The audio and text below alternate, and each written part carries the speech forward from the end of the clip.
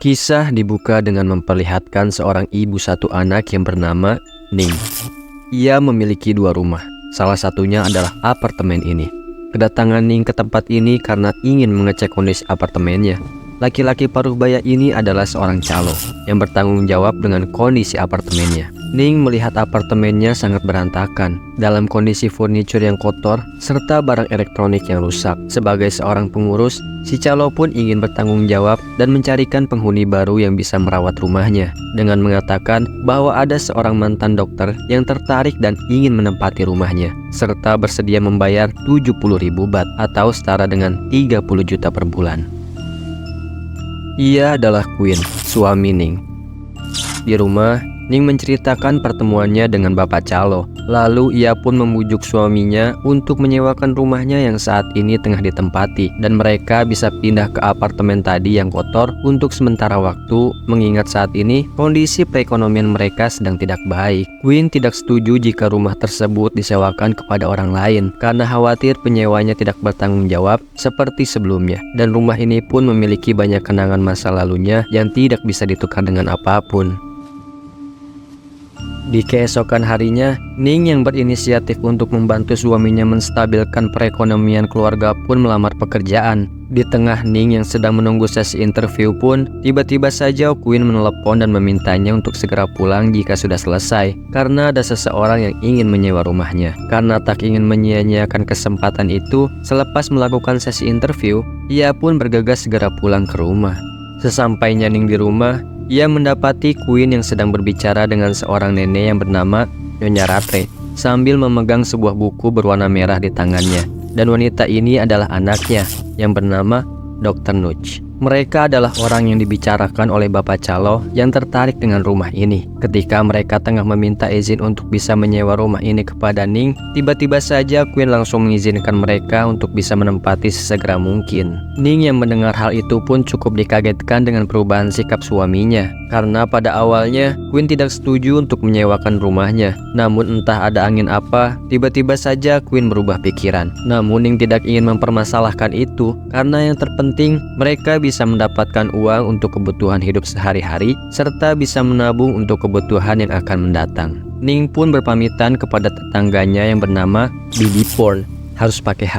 Ingat, tetangga yang tinggal di samping rumahnya yang merupakan orang baik dan sudah dianggap sebagai keluarganya sendiri.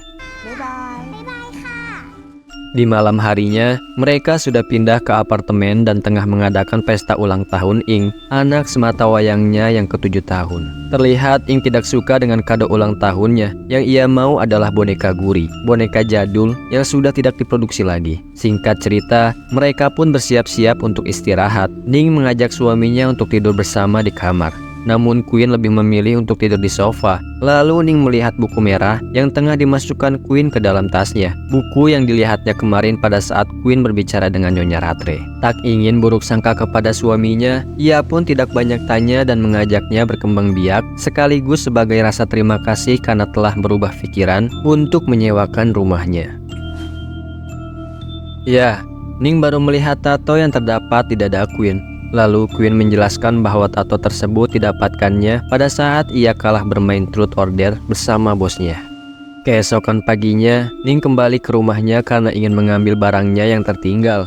Pada awalnya semua terlihat normal-normal saja dan bisa dimaklumi. Namun tiba-tiba saja keanehan muncul satu persatu yang membuatnya sedikit mempertanyakan. Seperti gembok rumah yang langsung diganti oleh Dr. Nuch, lalu tirai jendela yang tiba-tiba tertutup, dan tato Dr. Nuch yang sama persis seperti milik suaminya. Serta Dr. Nuch mengunci pintu rumah rapat-rapat ketika ia masuk, agar tidak ada yang bisa masuk ke dalam rumahnya tanpa seizinnya, seolah-olah menggambarkan bahwa ada sesuatu di dalam rumah yang sedang disembunyikan. Berbarengan dengan itu, Bibi Porn mengiriminya pesan untuk mampir ke rumahnya sebentar jika sudah selesai, karena ada sesuatu yang ingin disampaikannya. Bibi Porn suka memperhatikan tetangga barunya yang memiliki sifat aneh yang terkesan janggal. Si Bibi mengatakan mereka seperti bukan seorang dokter karena tidak pernah keluar rumah untuk bekerja atau untuk sekedar menghirup udara segar pagi. Lalu ada kumpulan bulu burung gagak yang digantung di depan pintu garasi seperti diperuntukkan untuk ilmu hitam. Si Bibi pun bercerita jika setiap jam 4 pagi mereka bangun bukan untuk sholat subuh, melainkan untuk melantunkan sebuah lagu mirip seperti sebuah mantra tepat di kamarnya Ing. Berbarengan dengan itu, banyak gagak berterbangan di atas rumah Ning, serta anjingnya tidak berhenti menggonggong. Yang tak berselang lama si anjing pun mati dengan sebab yang tidak diketahui. Ning yang mendengar adanya ketidakberesan pun memeriksa berkas autentik kedokteran Nyonya Rattray dan menemukan fakta bahwa Nyonya Rattray tidak terdaftar sebagai seorang petugas medis. Queen yang baru datang mengatakan bahwa Nyonya Rattray sudah lama pensiun sehingga mungkin saja namanya di dalam database tersebut sudah dihapus. Di malam harinya, sekitar pukul 4 pagi, ketika mereka sedang tertidur, tiba-tiba saja jendela kamarnya terbuka dan Ing mengatakan bahwa ada sesuatu yang masuk ke dalam kamar dan pintu lemari pun tiba-tiba terbuka.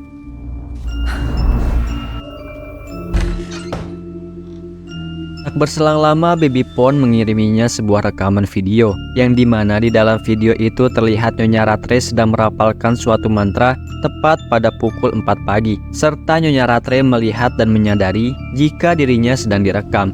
Setelah itu, si Bibi pun centang satu dan tidak pernah terdengar lagi kabarnya. Ning yang merasa kejanggalan datang bertubi-tubi pun ingin melaporkan hal tersebut kepada suaminya. Namun ternyata Queen tidak ada di sofa tempatnya tidur. Ketika Ning ingin mengecek keluar, ia melihat bayangan yang ternyata itu adalah Queen. Queen beralasan sehabis membuang tikus. Ning bingung, kok buang tikus bawa buku? Namun Ning tidak ingin mempersoalkan masalah itu. Namun ia melihat jika buku tersebut ditaruhnya di dalam tas kerja dan tas tersebut dikunci ganda seolah agar tidak ada yang bisa membuka tasnya. Di keesokan paginya, Ning mendatangi rumah si Bibi untuk menanyakan kebenaran tentang video yang diberikannya semalam. Namun sayangnya, sepertinya si Bibi tidak ada di rumah. Lalu datanglah Dr. Nuch menghampiri Ning yang kebetulan sedang lewat. Ia mengatakan baru tadi si Bibi berangkat pulang kampung ke Bangkok. Yang hal itu cukup membuat Ning heran, karena yang ia tahu, Bibi Pon tidak memiliki sanak saudara lagi di Thailand. Ia hanya memiliki anak yang kini berada di luar negeri. Di malam harinya, Ing membangunkan Ning yang sedang tertidur dengan mengatakan bahwa ada seseorang di kamar mereka. Seketika Ning terbangun dan melihat gaun Ing yang digantung di lemari bergoyang sendiri.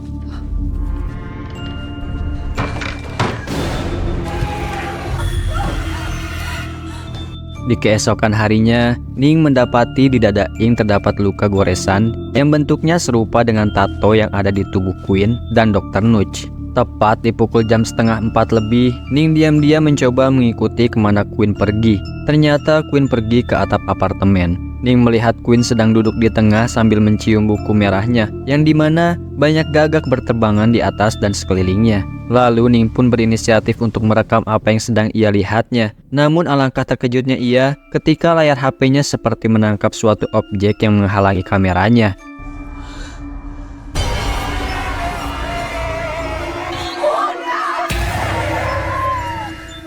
Di keesokan harinya, Ning pun nekat memberanikan diri mencuri buku merah milik suaminya. Ternyata buku merah misterius tersebut yang bila dilihat oleh mata telanjang, buku tersebut terlihat kosong dan tidak berisi tulisan apapun. Lalu Ning pun berinisiatif untuk menyembunyikan buku itu lantaran Queen memanggilnya. Namun ketika Ning akan menyembunyikannya, ia melihat altar pemujaan yang dibuat Queen secara tersembunyi. Kini sadarlah Ning jika suaminya itu adalah pengikut sebuah sekte sesat. Di hari selanjutnya, Ning menjemput Ing di sekolahnya dan melihat Ing sedang duduk bersama Nyonya Rattray. Yang membuat Ning semakin terkejut adalah Nyonya Rattray sedang menyuruh Ing membaca mantra yang ada di dalam buku merah. Dengan panik, Ning langsung berlari menuju tempat Ing berada. Tetapi saat tiba di sana, Ning tidak menemukan Rattray dimanapun. Ing juga berkata kalau ia baru turun dari kelasnya dan tidak bertemu dengan siapapun. Karena merasa hidup anaknya sedang dalam bahaya, Ning pun langsung membuat upaya pelarian. Ning mengemasi pakaiannya dan berusaha membawa Ing pergi dari apartemen mereka. Namun sayangnya, ketika kembali ke mobil, Queen sudah berada di sana bersama Ing. Queen berusaha mencegah Ning membawa Ing, tetapi Ning menolak dan berusaha dengan sekuat tenaga melawan Queen, yang akhirnya Ning pun berhasil membawa anaknya pergi ke sebuah hotel. Singkat cerita, Ning pergi menemui temannya, sedangkan Ing masih tertidur, ditinggal di dalam kamar hotel untuk sementara waktu. Ning meminta bantuan kepada temannya untuk menyelidiki tentang Nyonya Rattray. Dari temannya tersebut, Ning mengetahui jika identitas Nyonya Rattray adalah palsu. Tentu saja karena Nyonya Rattray yang asli sebenarnya sudah meninggal 50 tahun yang lalu. Jadi saat ini, arwah Nyonya Rattray sedang mendiami tubuh seorang wanita yang bernama Napaporn. Dan ia juga diketahui bukan seorang pensiunan dokter. Ning menjadi makin khawatir karena yang sedang dihadapinya saat ini jelas sebuah kejahatan serius. Saat kembali ke kamarnya, Ning mendapati Ing sudah tidak ada. Diketahui kalau Ing telah menghubungi ayahnya untuk meminta dijemput ketika Ning sedang bertemu dengan temannya di lobi hotel. Dengan panik, Ning mencari Ing ke apartemen. Namun sayangnya ia tidak menemukan mereka di sana. Ning juga mencari Ing ke rumah lama mereka. Namun alangkah terkejutnya ia ketika melihat rumah itu sudah menjadi seperti sarang setan dengan altar pemujaan, juga sesajen, serta gambar-gambar simbol yang digambar menggunakan darah di mana-mana. Karena tidak bisa menemukan Ing dimanapun, lalu Ning pun menghubungi si calon rumah untuk bertanya tentang kepindahan Nyonya Rattray. Si calon pun kemudian berinisiatif menawarkan diri untuk mengantarkan Ning ke rumah baru Nyonya Rattray. Pada awalnya Ning percaya dengan kebaikan si calon untuk membantunya. Namun di tengah perjalanan, Ning melihat sebuah tato di lengan kiri si calon. Tato yang sekilas persis seperti milik suaminya. Dan ternyata semua kebaikan si Calo hanyalah sebuah jebakan yang direncanakan oleh Nyonya Rattray, karena si Calo juga merupakan salah satu pengikutnya. Lalu setelah Ning pingsan karena dipukul, si Calo pun memasukkan Ning ke dalam koper dan akan membawa Ning ke tempat yang jauh untuk dihabisi agar tidak mengganggu kesuksesan berjalannya ritual pemindahan jiwa.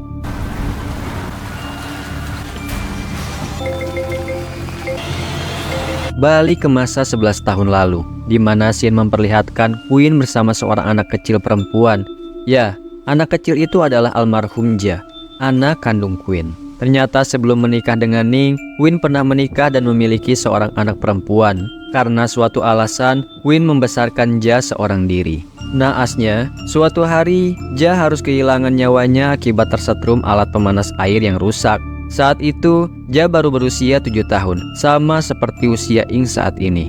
Kehilangan anak yang sangat disayanginya secara tiba-tiba membuat Queen merasa tidak rela dan bertingkah aneh. Setelahnya, Queen jadi sering berbicara kepada boneka guri milik Ja, dan boneka itulah yang sekarang diberikan kepada Ing sebagai hadiah ulang tahunnya. Semuanya dimulai saat Nyonya Rattray yang berniat menyewa rumah datang untuk melihat rumah Ning dan Queen. Nyonya Rattray mengetahui kalau ada arwah gadis kecil yang masih berkeliaran di rumah tersebut. Lalu ia memberikan buku merah kepada Queen dan mengajaknya bergabung dengan sekte yang dipimpinnya. Nyonya Rattray berkata kalau ia bisa membantu Queen bertemu kembali dengan si gadis kecil dan menyuruh Queen untuk datang kepadanya. Intinya posisi Queen saat ini, ia sedang goyah dan akhirnya terbujuk oleh ucapan Nyonya Rattray yang berkata bisa membangkitkan kembali Ja dengan syarat Queen harus menyediakan sebuah tubuh untuk bisa ditempati oleh jiwa Ja. Tubuh itu harus seusia dengan Ja, juga harus bisa melihat hal-hal goib yang bisa dikatakan indigo. Nyonya Rattray meyakinkan Queen bahwa dalam satu tubuh bisa menampung 2 jiwa, sehingga Queen tidak perlu khawatir dengan nasib anaknya, Ing. Di sisi lain, ternyata Ing ini adalah anak indigo juga, seusia dengan almarhumah Ja, yang secara deskripsi cocok dengan syarat-syarat yang disebutkan Nyonya Rattray. Ditambah lagi, Ing sempat tinggal di rumah lamanya, pun sudah pasti mengenal almarhumah Ja dan sering berkomunikasi dengannya. Hanya saja saat itu, Ing tidak tahu kalau almarhumah Ja adalah kakak tirinya. Queen mengetahui tentang hal ini, dan karena itulah Queen berusaha untuk memanfaatkan fakta ini untuk membujuk Ing agar ia mau membantunya bertemu dengan Ja, anaknya yang sudah meninggal. Dan ketika Ing ditemui oleh Nyonya Rattray di sekolahnya, saat itu Ing diajak Nyonya Rattray melakukan perjalanan astral ke masa 50 tahun silam. Lalu ketika Nyonya Rattray tengah melakukan ritual pemindahan jiwa, Ing melihat 2 tubuh terbaring sejajar dikelilingi oleh sekumpulan orang berpakaian khusus yang sedang merapalkan mantra. Lalu Nyonya Rattray berkata kalau salah satu tubuh itu adalah tubuh aslinya, sementara yang satu lagi adalah tubuh yang sekarang. Singkatnya, Nyonya Ratre berusaha memberikan pengertian kepada Ing kalau dalam salah satu tubuh bisa menampung 2 jiwa, sehingga Ing tidak perlu khawatir bila jiwa Ja juga dimasukkan ke dalam tubuhnya.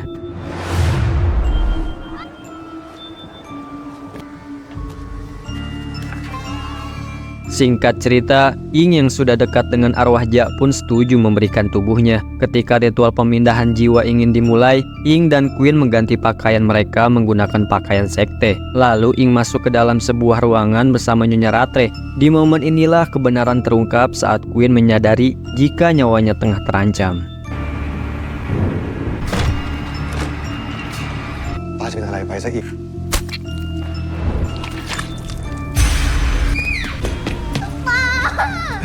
Nah, di scene ini juga Nyonya Ratre baru memperlihatkan jati dirinya yang sebenarnya saat berkata kalau ia harus menyingkirkan jiwa pemilik asli tubuh yang dipakainya. Dan hal yang lebih mengejutkan lainnya adalah ternyata bukan jiwa Ja yang akan dipindahkan ke tubuh Ing, melainkan jiwa putri Nyonya Ratre yang tewas tenggelam bertahun-tahun yang lalu. Ternyata Nyonya Ratre sudah mengincar Ing sejak lama untuk memberikan tubuh Ing kepada putrinya yang telah lama meninggal dengan bantuan si calo rumah. Ia sudah menemukan tubuh yang cocok, kemudian membuat rencana yang akan mengarahkan keluarga Queen kepadanya, lalu memanfaatkannya. Melihat Queen yang masih berduka atas kehilangan putri pertamanya, lalu Queen pun terhasut bujukan Nyonya Ratre dan setuju memindahkan arwah Ja ke dalam boneka miliknya yang kini disimpan oleh Ing. Sampai detik terakhir, Queen masih mempercayai Nyonya Ratre akan membantu membangkitkan kembali Ja. Akan tetapi, kemudian teriakan Ing menyadarkannya bahwa dirinya saat ini terancam kehilangan seorang putri lagi. Di tengah pemindahan jiwa putrinya ke dalam tubuh Ing, Queen pun berusaha menerobos masuk ke dalam kamar ritual. Namun sayang, usahanya digagalkan oleh Dr. Nutch yang membuat kondisi Queen sekarat. Di detik-detik terakhir hidupnya, Queen memohon kepada arwah Ja yang masih tersimpan di dalam bonekanya untuk membantu menyelamatkan adiknya Ing.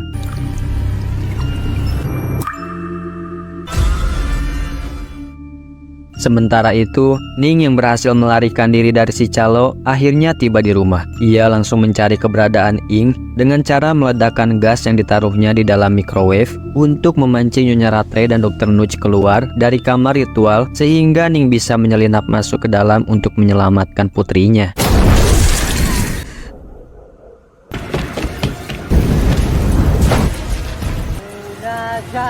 Ning yang panik melihat kondisi kamar, juga Ing yang dalam keadaan terikat pun berusaha untuk segera menyelamatkannya. Akan tetapi, seketika tubuh Ing pun kejang-kejang karena efek pemindahan jiwa yang sedang berlangsung. Melihat Nyonya Ratre yang sedang khusyuk merapalkan mantra, lalu Ning pun berniat untuk memukul Nyonya Ratre, akan tetapi tubuhnya tiba-tiba saja tidak bisa digerakkan, seperti ada yang menahan. Ternyata tubuh Ning memang tertahan oleh para pengikut tak terlihat yang ramai membantu Nyonya Ratre melakukan ritual. Lalu Ning pun kemudian mengalihkan targetnya dengan berusaha menghancurkan boneka Fei, tempat anak Nyonya Ratre bersemayam di dalamnya.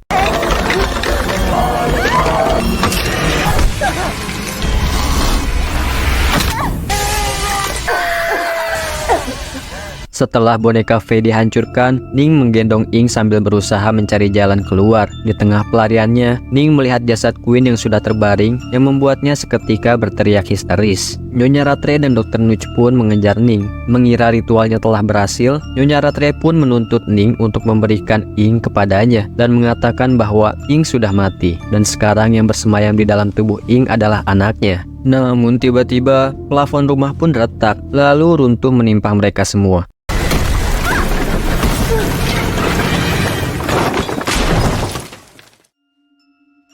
Singkat cerita, Nyonya Ratre sadar terlebih dahulu. Ia melihat Ing terbangun dan menghabisi Dr. Nutch dengan sebuah besi yang digenggamnya. Seketika Nyonya Ratre pun ketakutan, karena benar saja target Ing selanjutnya adalah menghabisi dirinya.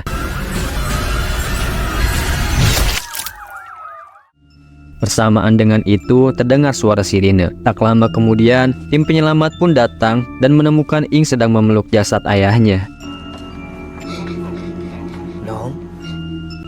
Di keesokan harinya, di rumah sakit, Ning masuk ke kamar Ing untuk melihat putrinya. Ia menemukan selembar foto Queen dan Ja di bawah bantal yang ditidurinya. Ning menanyakan dari mana Ing mendapatkan foto tersebut, dan Ing pun menjawab bahwa foto itu didapatkannya dari rumah. Kemudian tiba-tiba saja Ing menangis dan memanggil Ning dengan sebutan Bibi.